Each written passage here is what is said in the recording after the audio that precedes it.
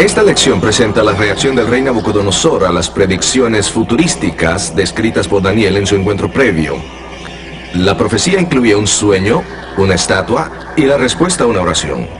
Su desarrollo nos mostró la superioridad de la sabiduría de Dios sobre la sabiduría humana al predecir eventos futuros.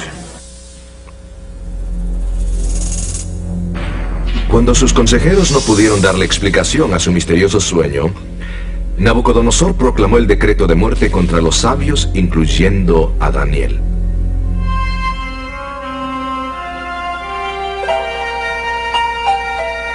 Pero Daniel oró fervorosamente a su Dios, y el sueño y su interpretación le fueron revelados. Daniel le explicó al rey que la imagen que se le había mostrado representaba una serie de poderes mundiales. Estos poderes gobernarían al mundo desde Babilonia hasta el fin del tiempo.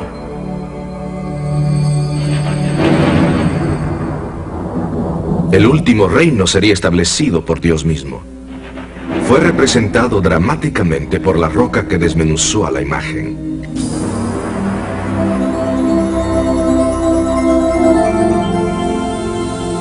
A esta profecía la llamamos una profecía de bosquejo.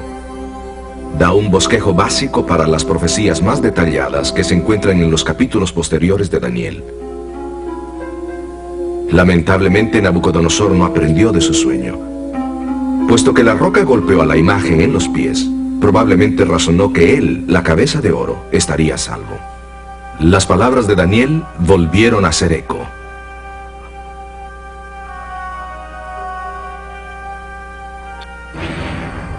El orgullo de Nabucodonosor detestaba la idea que, aunque él estaba seguro, su reino no duraría.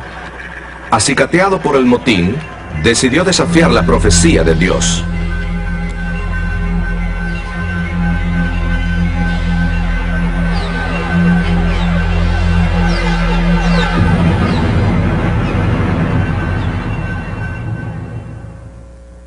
Como el soberano más poderoso del mundo conocido, Nabucodonosor se propuso defender su imperio. Ninguna profecía judía habría de obstruir sus ambiciosos planes de gloria eterna.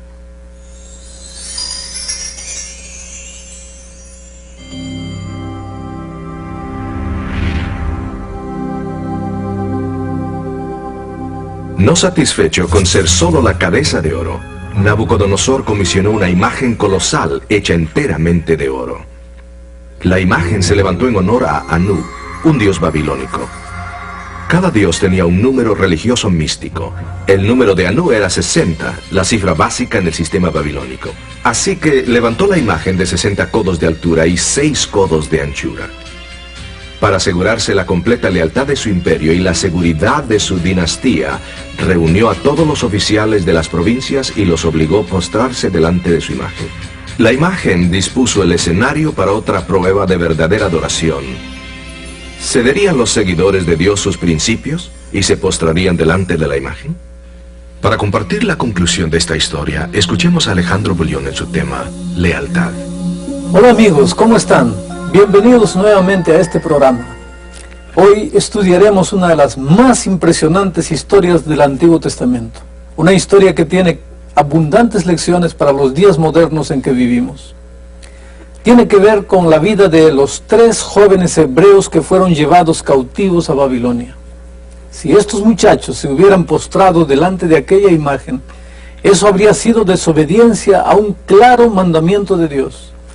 Ustedes recordarán en nuestro primer programa, señalamos que uno de los asuntos que continuamente aparece en Daniel tiene que ver con la verdadera adoración y con la obediencia a los mandamientos de Dios. En esta historia veremos estos 2 puntos como tema central.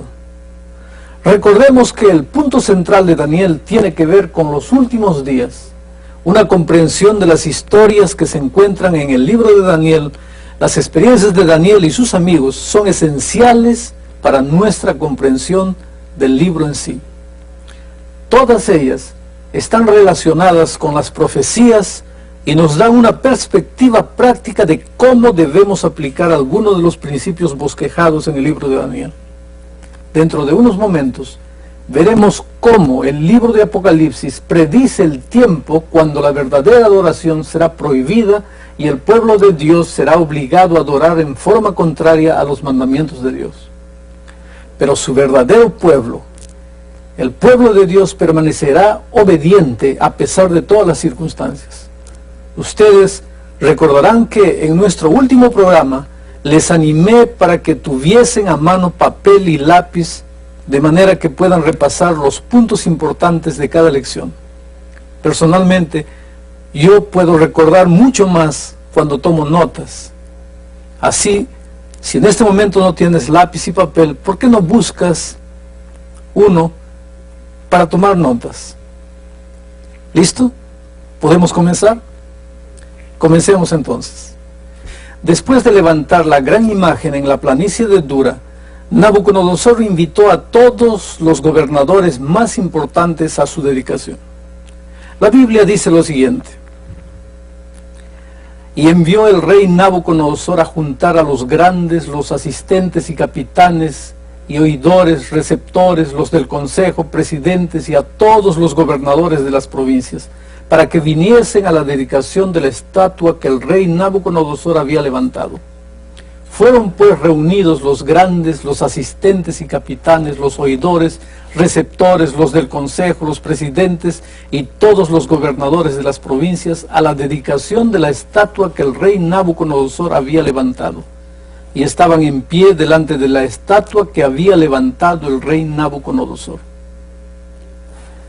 Una tablilla de arcilla descubierta en las ruinas de Babilonia, que fue traducida y publicada en 1956, indica que se levantó un serio motín en el ejército de Nabucodonosor en diciembre del año 594 a.C., en el 10º año de su reinado. Nabucodonosor aplastó rápidamente la rebelión y dice la tablilla que degolló a muchos de su propio ejército.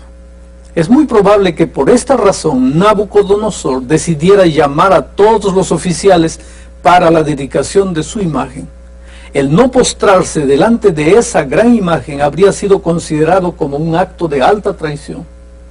Entonces se dio la orden, y el pregonero pregonaba en alta voz: mandase a vosotros, oh pueblos, naciones y lenguas, en oyendo el son de la bocina, el pífano, del tamboril, del arpa, del salterio, de la zampoña y de todo instrumento músico, que os postréis y adoréis la estatua de oro que el rey Nabucodonosor ha levantado.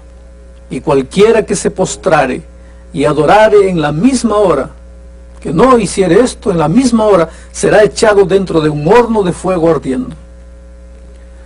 Los babilonios se tornaron muy fervorosos con esta amenaza pendiendo sobre su cabeza.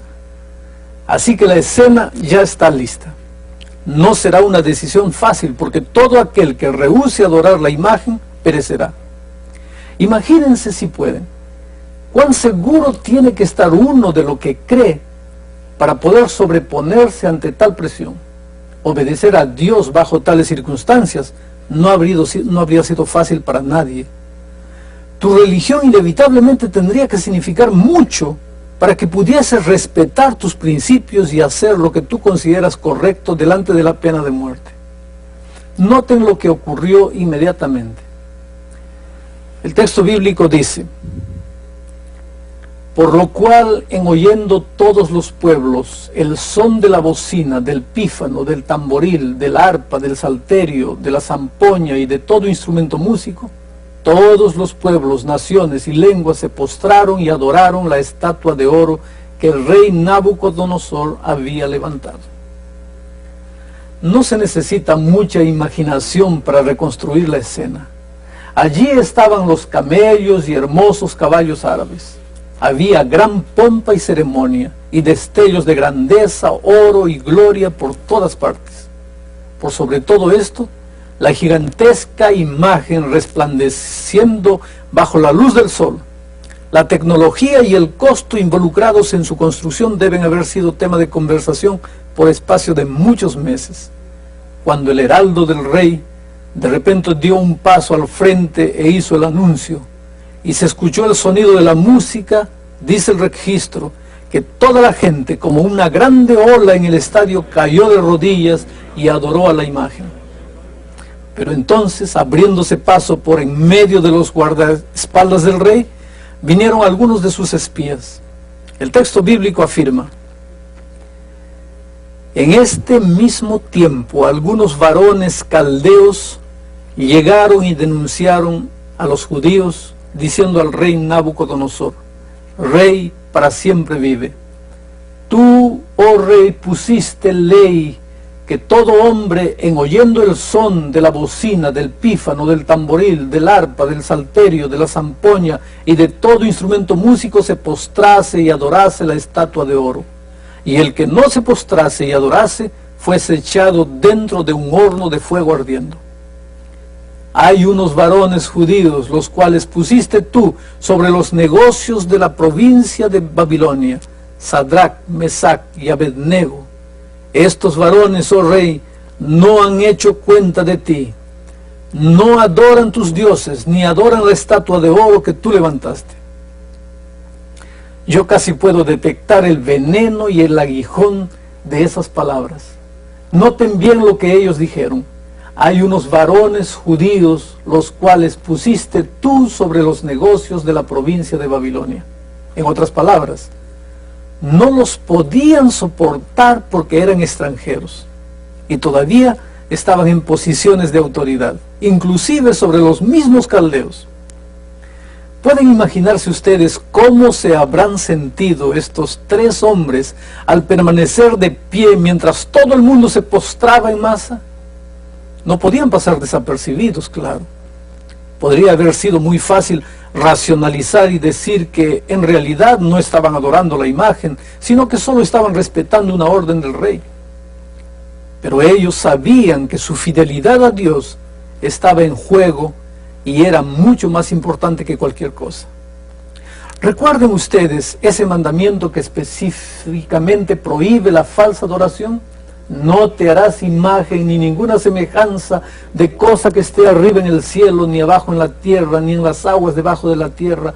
No te inclinarás a ellas, ni las honrarás, porque yo soy Jehová, tu Dios, fuerte, celoso, que visito la maldad de los padres sobre los hijos, sobre los terceros y sobre los cuartos, a los que me aborrecen, y que hago misericordia en millares a los que me aman y guardan mis mandamientos.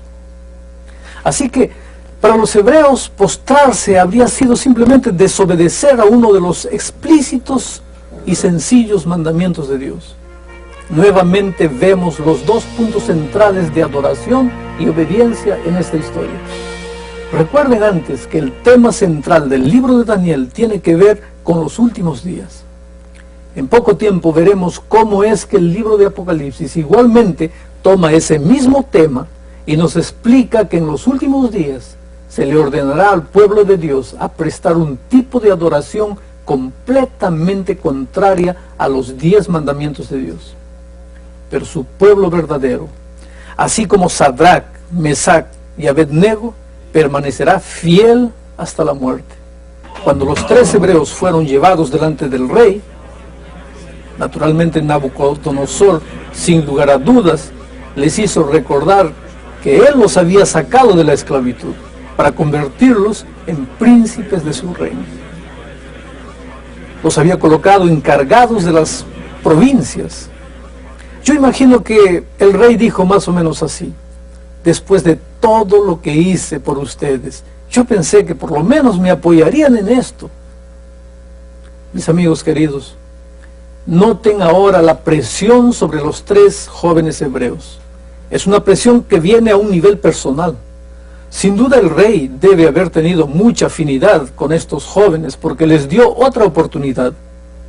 A veces la gente me dice: no puedo hacer lo que Dios espera de mí, adorarle exactamente en la forma que Él quiere.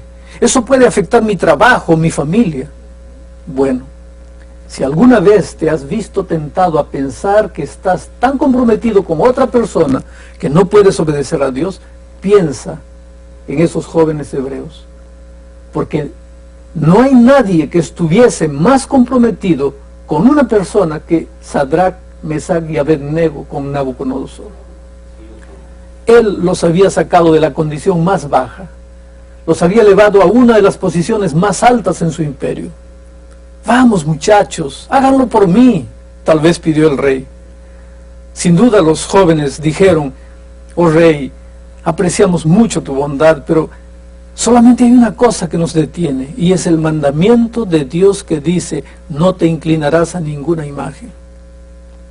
Bueno, el viejo rey seguramente sonrió. Ah, sí, esos mandamientos ya están fuera de moda. Tal vez estaban bien cuando ustedes vivían en Jerusalén, pero no pueden guardarlos aquí en el gran mundo. A veces hoy día todavía escuchamos este tipo de argumento. Y aún más, lo que realmente necesitamos es una religión más amplia, una que no sea tan absurda.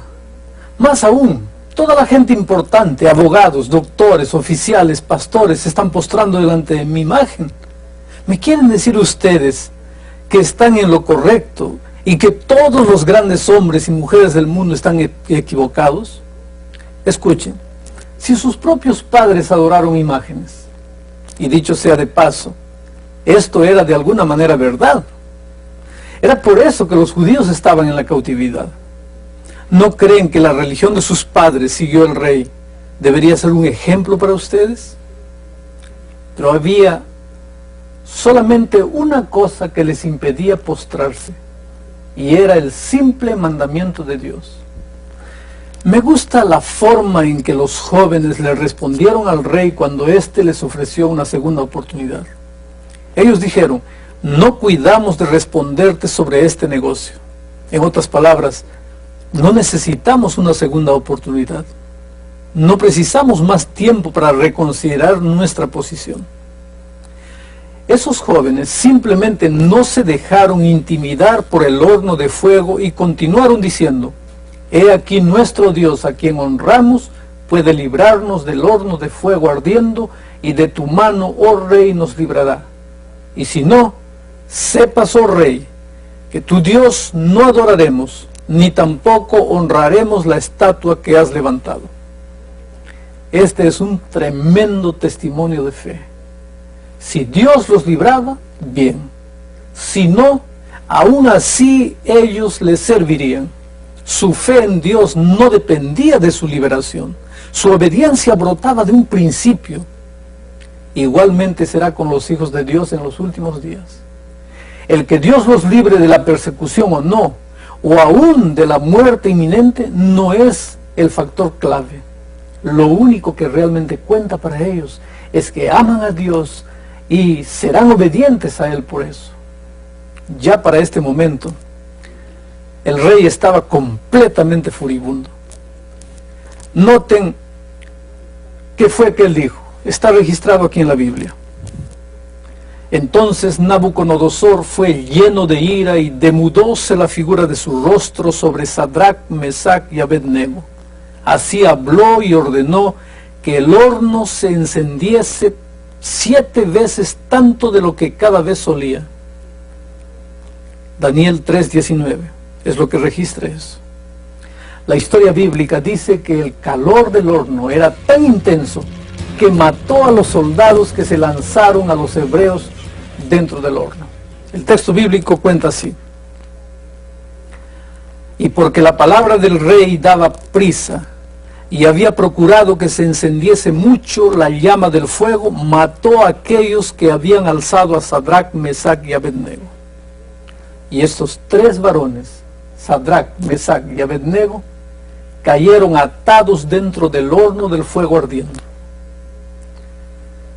Ahora, ocurre algo muy interesante. El registro bíblico continúa diciendo: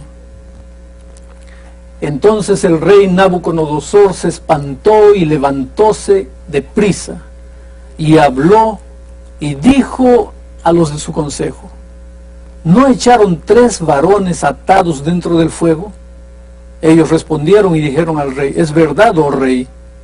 Respondió él y dijo: he aquí que yo veo 4 varones sueltos que se pasean en medio del fuego, y ningún daño hay en ellos, y el parecer del cuarto es semejante al hijo de los dioses. Piensen por un momento en esto. Todo lo que se quemó fueron las sogas con que los habían atado. En vez de herir a los hebreos, el fuego realmente los había libertado. Esa, mis queridos amigos, es la parte de la historia que más me gusta. Aquí notamos que Dios no libró a los 3 hebreos del horno de fuego. Lo que realmente hizo fue caminar con ellos en medio del fuego. Esa es la clase de Dios que tenemos. ¿No es maravilloso? Todos nosotros tenemos dificultades y pruebas en nuestra vida, pero la seguridad de las Escrituras es que nuestro Dios promete estar con nosotros y caminar con nosotros en medio de las dificultades. Esa es una maravillosa seguridad para los últimos días, cuando el pueblo de Dios pasará por las pruebas que vendrán y tendrá la misma seguridad que Dios estará con él y que Jesús caminará con él a través del fuego. Cuando leo este versículo me recuerda a Desmond II, el único soldado norteamericano no combatiente que haya recibido la medalla de honor del Congreso, la mayor condecoración militar que ofrece el ejército de los Estados Unidos. Desmond creció en un hogar cristiano y conocía bien esta historia. Había aprendido desde pequeño los 10 mandamientos. Cuando lo alistaron en el ejército norteamericano el 1 de abril de 1942, solicitó brindar sus servicios como no combatiente porque sentía que Dios no deseaba que él matase a nadie. Así que se alistó en el ejército como cadete médico.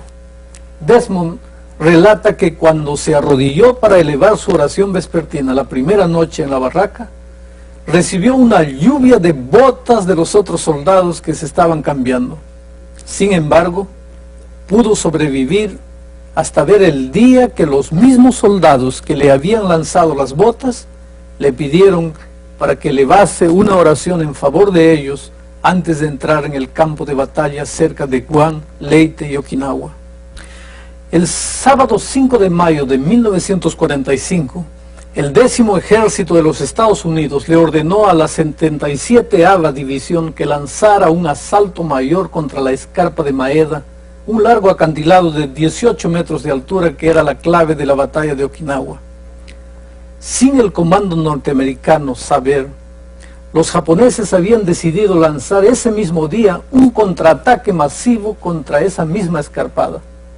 El pelotón en el cual Desmond era el único camillero sobreviviente había sido reforzado con un total de 200 hombres que debían escalar el acantilado.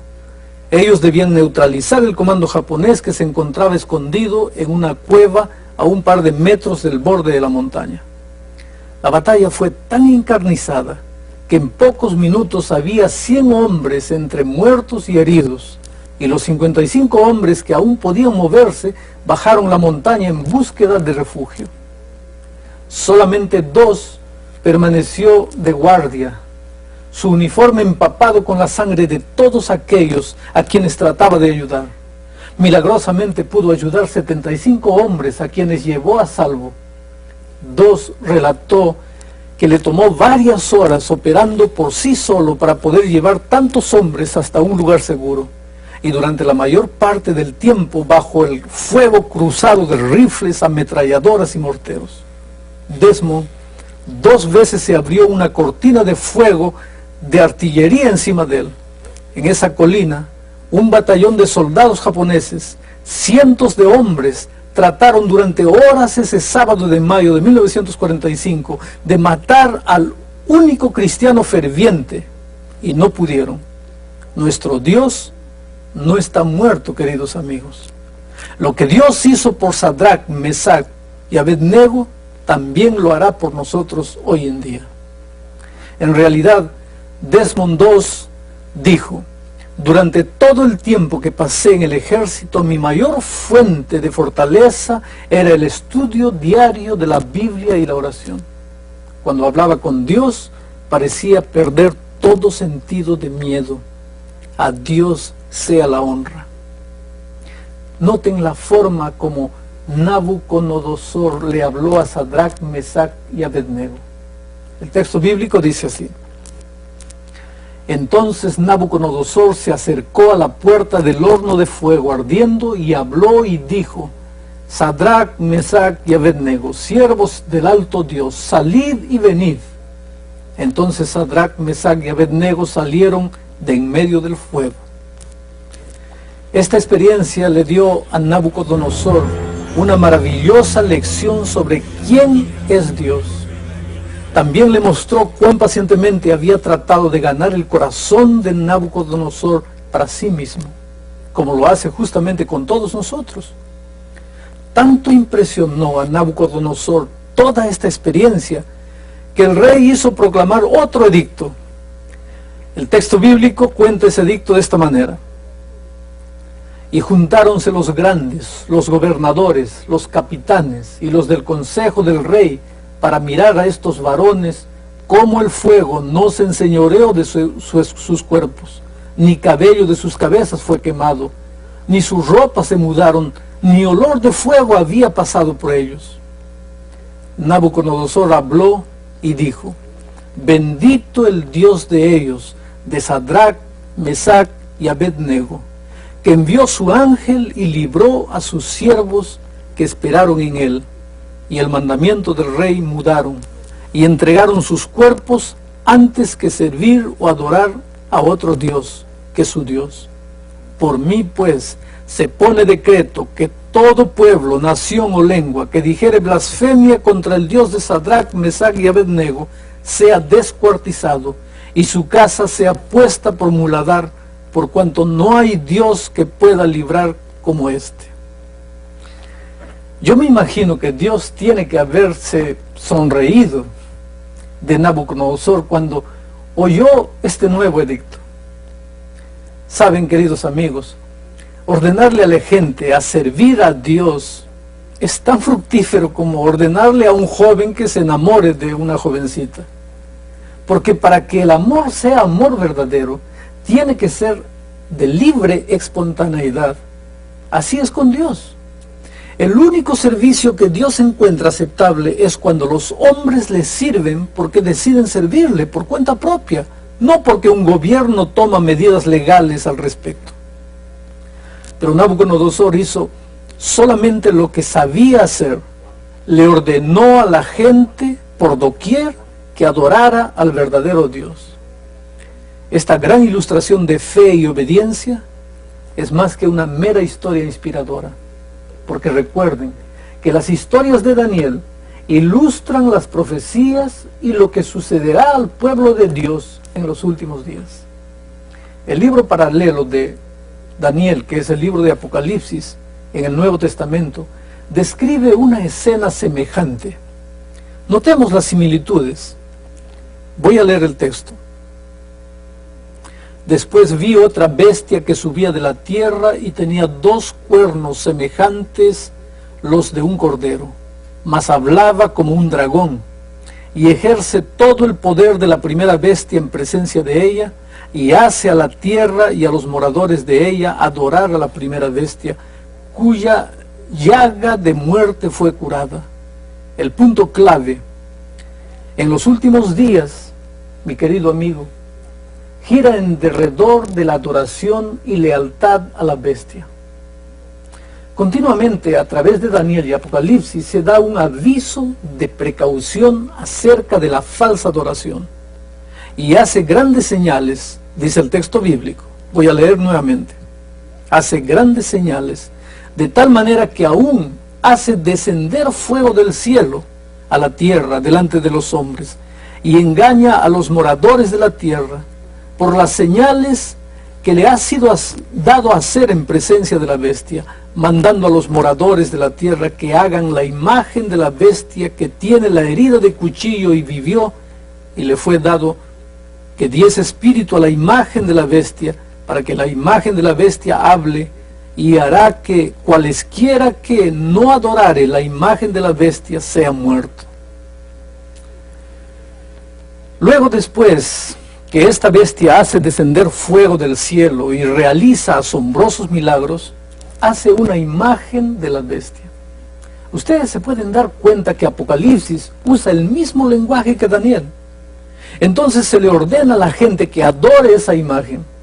Aquellos que se nieguen a hacerlo deben ser muertos. Y hacía que todos, pequeños y grandes, ricos y pobres, libres y siervos, se pusiese una marca en su mano derecha o en sus frentes, y que ninguno pudiese comprar o vender, sino el que tuviera la señal o el nombre de la bestia o el número de su nombre. Eso está registrado en Apocalipsis capítulo 13, versículos 16 y 17. Ustedes ven que se proclaman restricciones económicas. Y finalmente la pena de muerte sobre aquellos que se niegan a adorar la imagen de la bestia o a recibir la marca de su nombre. En nuestro tema de hoy no vamos a discutir los detalles de la marca de la bestia, porque este es un asunto tan importante que le dedicaremos un programa entero más adelante. Asegúrense de no faltar bajo ninguna circunstancia, porque es de importancia eterna para todos nosotros. El punto más importante que saco de esta sección de Daniel es que personalmente debo yo ser leal a Dios en estos días, así como lo fueron los 3 jóvenes hebreos en la crisis que enfrentaron en Babilonia. Creo que ustedes también quieren ser fieles a Dios, ¿no es verdad? Ahora, al ir al siguiente capítulo, el capítulo 4 de Daniel, tenemos una nueva escena, un asunto distinto. Este capítulo se concentra en el rey Nabucodonosor. El rey Nabucodonosor era un gobernante sumamente arrogante, egocéntrico y dominante, cuyos deseos eran atendidos inmediatamente por todos. Durante varios años, Dios había tratado de revelársele, pero el terco rey solo se interesaba en su propio poder. Al fin de nuestro estudio, notaremos cómo un cambio radical en este rey, que fue uno de los hombres más poderosos de la tierra. Como veremos en unos instantes, este gran gobernante racionalizaba la evidencia clara y contundente de que era el Dios del cielo y no los dioses paganos los que estaban en el control del universo. Así que observemos el hecho dramático y humillante que llevó finalmente al rey Nabucodonosor a aceptar a Dios como el supremo gobernante de hombres y reinos. Miremos. Dios le envió a Nabucodonosor otro sueño. Él vio un gran árbol. El árbol creció tanto que su copa llegaba hasta el cielo.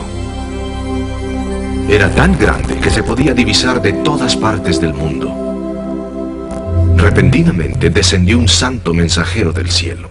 Cortad el árbol y destruidlo.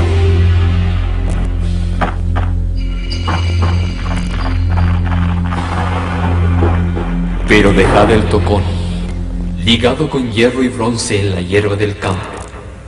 Los sabios de Nabucodonosor no pudieron dar explicación al sueño. Finalmente se presentó Daniel. Le explicó al rey Nabucodonosor que él era el árbol que había visto en su sueño. Había llegado a ser fuerte y su poder se extendía hasta las partes más distantes de la tierra. Pero caería de su poder.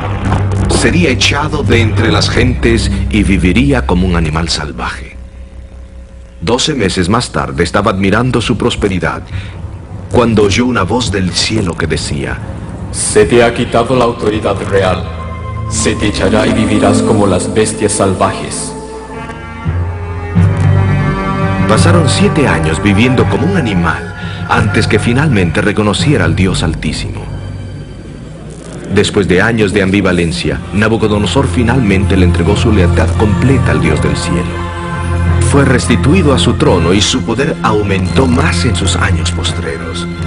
Después de años de lucha, años de poner en tela de juicio y discutir contra otro poder, finalmente reconoció que necesitaba a Dios.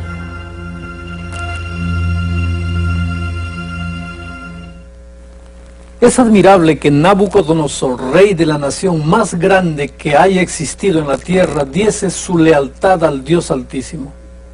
Fue necesaria una gran lucha para llegar al corazón de este rey tan orgulloso. Pero después de 30 años, finalmente, este rey reconoció al Dios del cielo. El hecho que necesitamos a Dios en nuestra vida es una conclusión que le cuesta aceptar a mucha gente. Para que podamos aprender esa lección tan importante, a veces Dios permite que pasemos por dificultades y penurias. A través de ellas nos damos cuenta que nosotros no tenemos todas las respuestas. Notemos lo que Daniel declaró a Nabucodonosor respecto a esta lección. La Biblia dice así: que te echarán de entre los hombres, y con las bestias del campo será tu morada, y con hierba del campo te apacentarán, como a los bueyes, y con rocío del cielo serás bañado. Y 7 tiempos pasarán sobre ti, hasta que entiendas que el Altísimo se enseñorea del reino de los hombres, y que a quien Él quisiere lo da. Nabucodonosor tuvo que aprender la verdad básica del Evangelio. Tuvo que estar dispuesto a que Dios gobernase su vida. Es Dios el que pone reyes y quita reyes. El mensaje de que Dios está en el control de los eventos del mundo nuevamente sale a relucir en este capítulo. Dios ama a la gente y quiere que el ser humano tenga lo mejor en la vida. Notes el consejo que Dios le dio a Nabucodonosor. Escuchen aquí. Por tanto, oh rey, aprueba mi consejo y redime tus pecados con justicia y tus iniquidades con misericordia hacia los pobres, que tal vez será eso una prolongación de tu tranquilidad. La única forma en que Nabucodonosor podía haber detenido la calamidad que se avecinaba sobre él era entregando su vida a Dios. Debía reconocer a Dios como el gobernante de su vida y así evitar el desastre que le sobrevendría. Hay algo más que me gusta de esta historia, y es que aún después de esta advertencia que Dios le dio a Nabucodonosor sobre la calamidad que se aproximaba, él esperó 1 año más antes de permitir que finalmente aconteciera. Dios esperaba que Nabucodonosor respondiera positivamente, pero no lo hizo. Algunas veces, así como en el caso de este rey, Dios permite que la gente se hunda hasta lo más profundo antes que puedan reconocer la necesidad que tienen de Él. Eso fue justamente lo que ocurrió con este rey.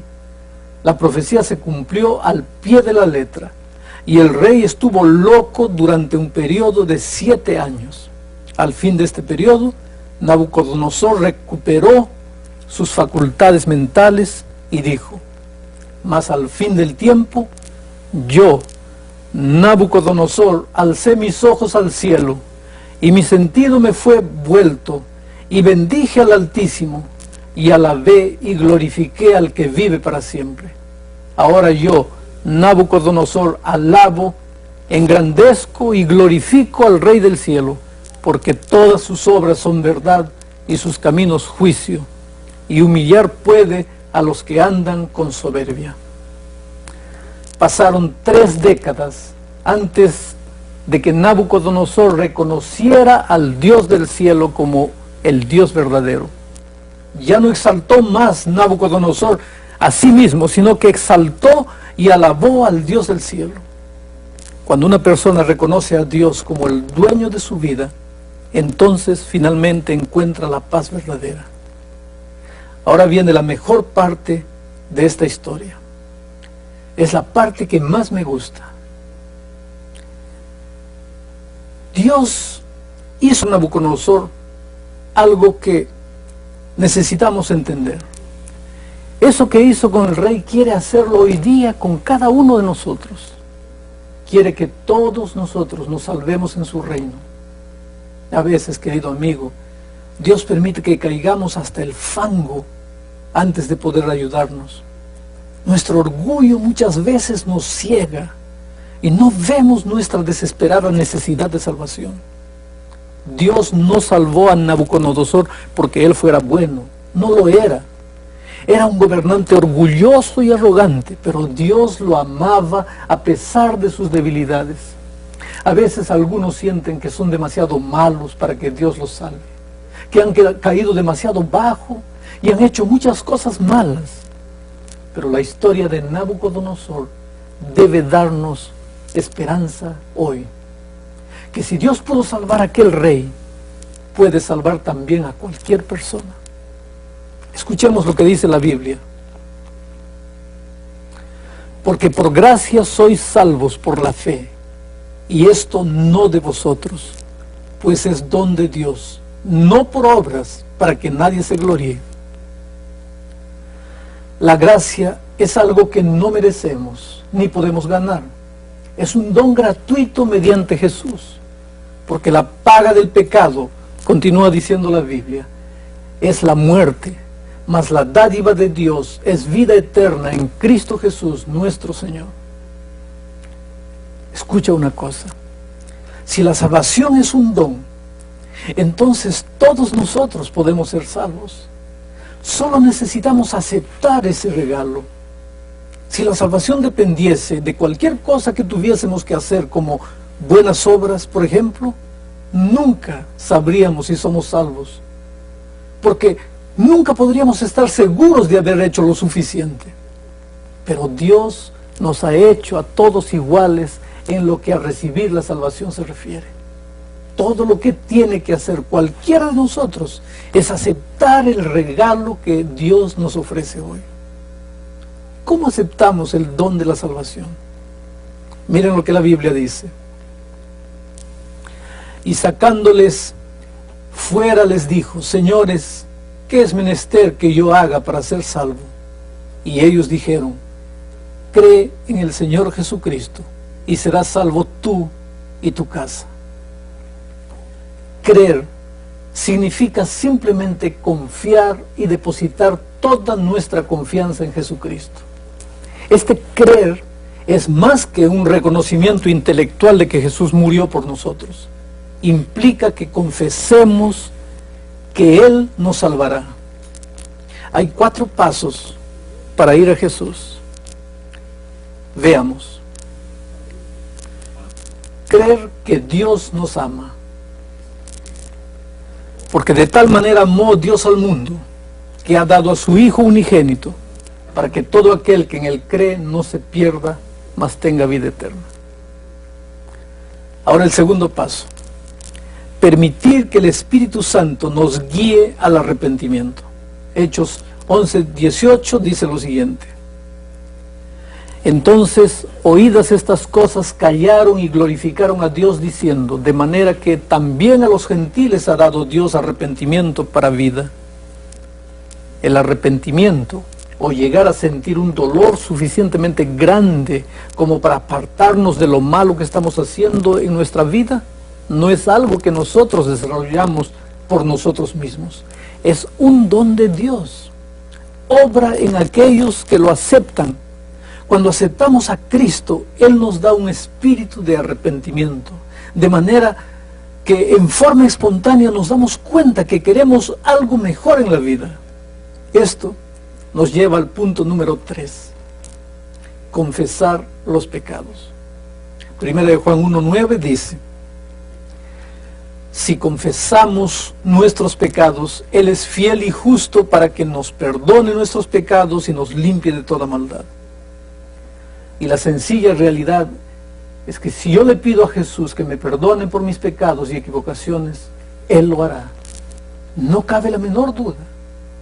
Si yo fuera a la policía local y presentara una confesión completa de algo malo que hice, puede ser que me pongan en una celda y me den una multa, dependiendo de la seriedad de la infracción. Pero si confieso todo a Dios, Él me da una hoja en blanco y yo puedo comenzar de nuevo. Eso es algo extraordinario. Abrir la puerta del corazón. Esa es la siguiente medida que tenemos que tomar. Abrirle el corazón y permitir que Jesús entre. Apocalipsis 3:20 dice lo siguiente: he aquí yo estoy a la puerta y llamo. Si alguno oyere mi voz y abriere la puerta, entraré a él y cenaré con él y él conmigo. Esto, mi querido amigo, significa que ahora el amor de Jesús controla mi vida y Él me da el poder para hacer lo que Él quiere que yo haga. Permítanme ilustrarlo de esta manera. Un niñito va caminando por la orilla de la playa y al lado de la playa hay una grande montaña. El padre del niño le dice a su hijo: ¿quieres subir la montaña? El niño mira la montaña y se da cuenta que sus piernecitas nunca podrán subir esa gran montaña. El padre pregunta de nuevo: ¿quieres subir la montaña? Sí, le dice el niño, pero no sé cómo podré subir. Ah, responde el padre, si tú quieres subir, yo te cargo. ¿Ven ustedes?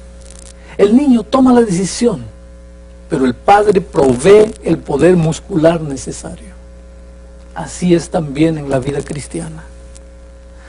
Dios nos pregunta si queremos ser salvos, pero sabemos que nuestra fe es pequeñita y débil. Si se lo pedimos, Dios suplirá el don de la salvación y el poder necesario para vivir como Él quiere que vivamos. Es así de sencillo. No depende de si hemos vivido una vida buena o mala, o si sentimos algo especial dentro de nosotros. Dios ha prometido que si confesamos nuestros pecados, Él es fiel y justo para perdonarnos nuestros pecados. ¿Será que en este momento está viendo este programa alguien que nunca aceptó a Jesús como su Salvador? ¿Sientes en tu corazón que necesitas de Él? ¿Estás cansado de luchar solo y ya no sabes más qué hacer con tu vida? ¿Te has sentido a veces como Nabucodonosor luchando para abrirle el corazón a Jesús? Él te ama y en este momento está tocando la puerta de tu vida. ¿Quieres aceptarlo? ¿Serías tan amable de escribir en una hoja de papel: Señor, deseo aceptar tu don de salvación? Tal vez tú ya aceptaste a Jesús un día, pero hoy estás muy lejos. Entonces, tú puedes tomar la hoja de papel y escribir lo siguiente: quiero volver a Él mientras hay tiempo. ¿Serías tan amable de escribir? Señor, deseo aceptar tu don de salvación. Yo sé que muchos de los que ven este programa ya caminan con Jesús y desean continuar caminando con Él. Tal vez desearían escribir: Señor, ayúdame a continuar caminando contigo. Les digo por qué es importante indicar la decisión de una manera física. Cuando sentimos algo y no hacemos nada al respecto, se hace más difícil que podamos responder en el futuro. Si Dios pudo salvar al duro, rebelde y pagano rey Nabucodonosor, ciertamente puede salvarte a ti y a mí, y estará con nosotros, tal como lo hizo con Sadrach, Mesach y Abednego en el horno de fuego. Ahora quiero invitarte para hacer una oración. Querido Padre que estás en los cielos, el rey Nabucodonosor luchó durante años para abrirte el corazón. Cayó hondo, se hirió en la vida, en la locura y en la desesperación, finalmente abrió el corazón a Dios. Oh Padre querido, no permitas que nosotros nos endurezcamos como lo hizo ese rey. Si hoy día estamos escuchando tu voz, ayúdanos a abrir el corazón y entregarte la vida. Bendice a cada una de las personas que están asistiendo a este programa. Te suplicamos en el nombre de Jesucristo. Amén. En nuestro próximo seminario, amigos queridos, estudiaremos juntos 2 capítulos de Daniel, los capítulos 5 y 6. El primero será sobre los eventos que culminaron en la última noche de Babilonia.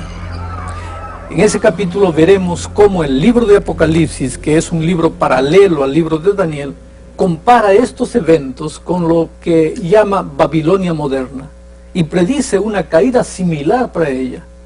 Este dramático evento histórico tiene un gran significado para los días en que vivimos. Después veremos una de las más grandes historias del libro de Daniel. Daniel en el foso de los leones. Es una historia que ha sido repetida una y otra vez, pero es mucho más que una historia. Esperen para ver. Espero que ninguno de ustedes se pierda estos dos importantes capítulos. Léanlos antes de ver el próximo programa. Que Dios los bendiga. Un grande abrazo para todos.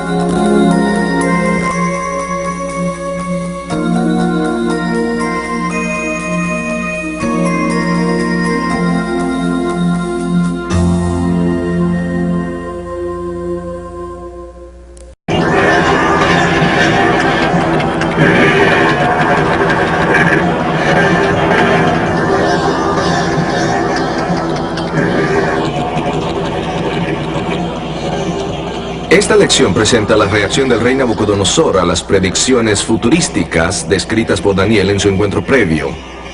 La profecía incluía un sueño, una estatua y la respuesta a una oración. Su desarrollo nos mostró la superioridad de la sabiduría de Dios sobre la sabiduría humana al predecir eventos futuros.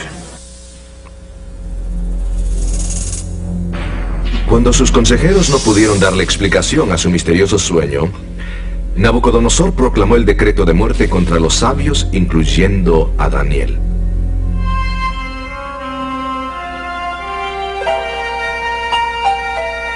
Pero Daniel oró fervorosamente a su Dios, y el sueño y su interpretación le fueron revelados.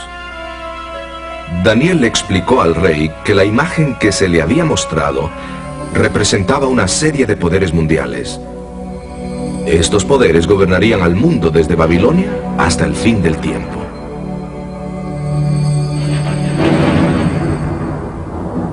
El último reino sería establecido por Dios mismo.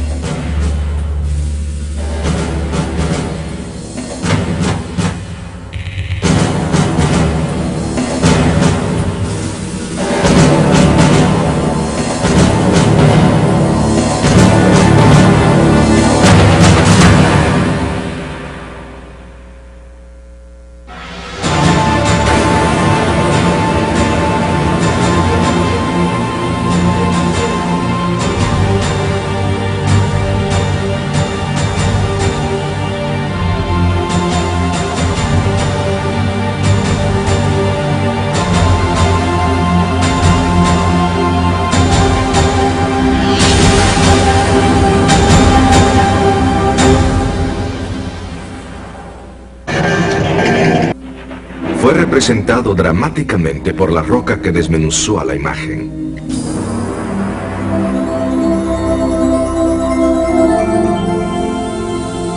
A esta profecía la llamamos una profecía de bosquejo.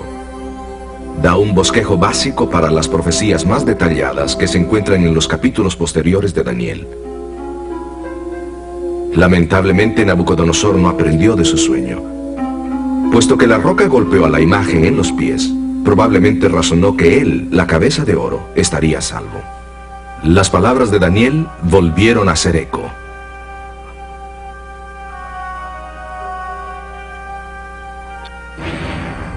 El orgullo de Nabucodonosor detestaba la idea que, aunque él estaba seguro, su reino no duraría. Acicateado por el motín, decidió desafiar la profecía de Dios.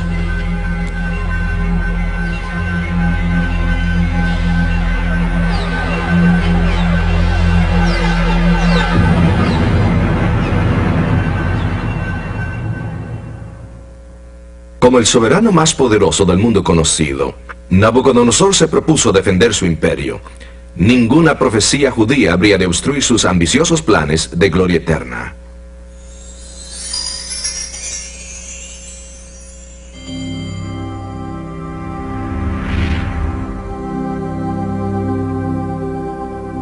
No satisfecho con ser solo la cabeza de oro, Nabucodonosor comisionó una imagen colosal hecha enteramente de oro.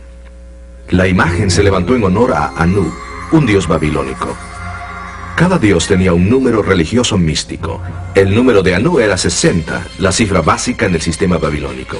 Así que levantó la imagen de 60 codos de altura y 6 codos de anchura.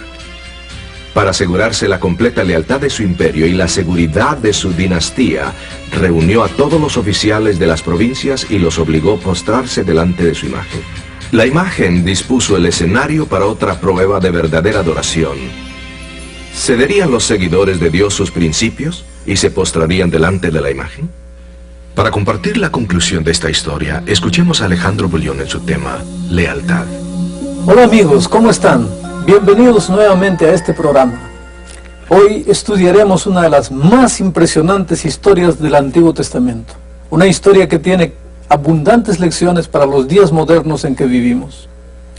Tiene que ver con la vida de los 3 jóvenes hebreos que fueron llevados cautivos a Babilonia. Si estos muchachos se hubieran postrado delante de aquella imagen, eso habría sido desobediencia a un claro mandamiento de Dios. Ustedes recordarán en nuestro primer programa, señalamos que uno de los asuntos que continuamente aparece en Daniel tiene que ver con la verdadera adoración y con la obediencia a los mandamientos de Dios. En esta historia veremos estos 2 puntos como tema central. Recordemos que el punto central de Daniel tiene que ver con los últimos días, una comprensión de las historias que se encuentran en el libro de Daniel.